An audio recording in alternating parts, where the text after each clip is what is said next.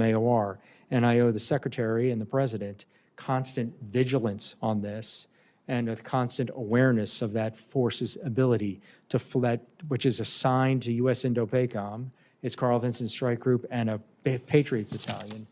If need be, they return to the Indopacom theater for a higher priority threat. Thank you very much, gentlemen. Thank you, Mr. Chairman. Thank you, Senator Reid. Senator Cotton. Gentlemen, welcome back. Admiral, let's take a step back to first principles. We've talked a lot here about the threat that China poses to Taiwan and what you're doing to try to address that threat.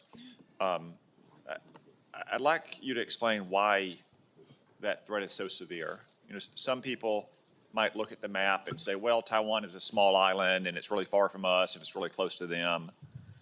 And China has marched into Tibet in the past, and they've marched into Hong Kong in the past, and that was bad, and they shouldn't have done those things. But it didn't lead to World War, and it didn't lead to Great Depression. On the other side, you've got one of your ancestors, so to speak, Douglas MacArthur, who said at the dawn of the Korean War that the domination of Taiwan by an unfriendly power would be a disaster of utmost importance to the United States. He was speaking then, as we do today, of communist China. Ian Easton, a Naval War College professor and one of the military's leading experts on Taiwan, says that it's possible that the Chinese invasion of Taiwan would cause a 21st century version of the Great Depression.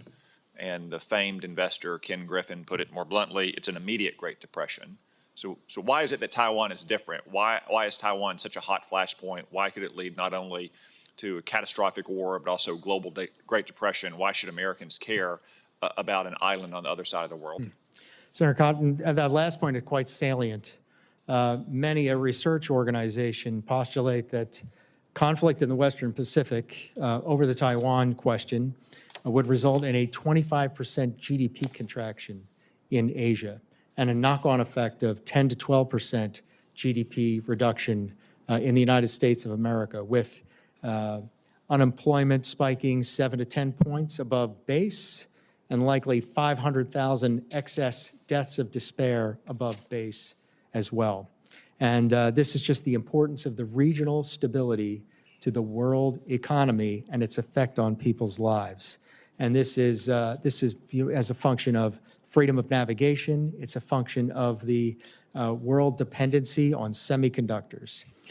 In the longer term, for the United States, our strategic center of gravity is our network of alliances and partners. The sum total of 350 million people's talent, 130 million Japanese, 130 million Philippines, 25 million Australians, not to mention 500 million in Europe, as well as partners in across the globe.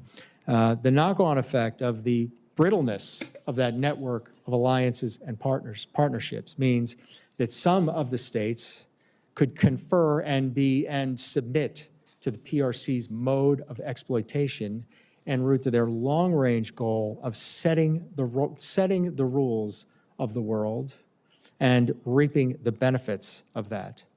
And then finally, some nations in the area of responsibility will submit, but others, it would never happen just because of the historic tensions.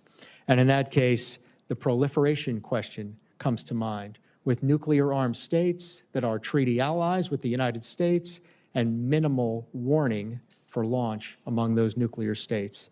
It is of vital interest for the United States. My job is to have a force ready to make those choices. You know, I don't make the choices on whether or not it's important or not. I'm explicating how it is.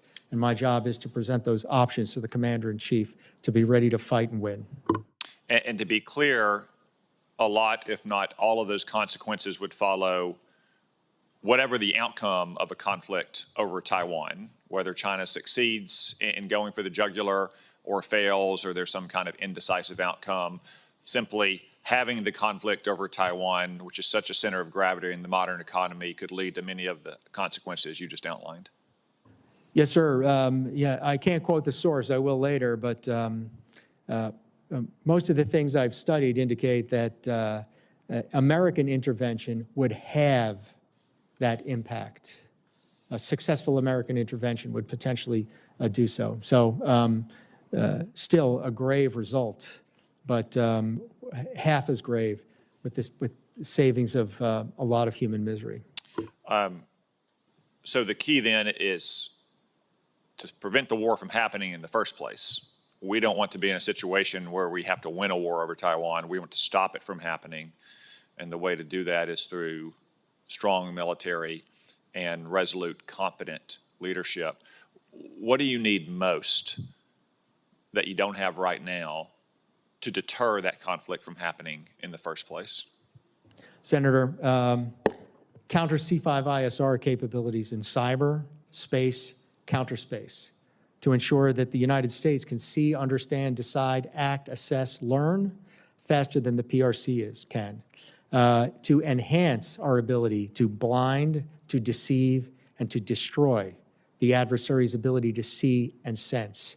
And then in addition, the requirement to effect those long-range fires and effects that make the joint force effective in attacking centers of gravity, the platforms that they ride on, the sustainment that sustains them, absolutely key and critical foundation, and then the critical infrastructure across the theater that enables the force to reach the principles of expanded maneuver and puts geography on our side, which it is.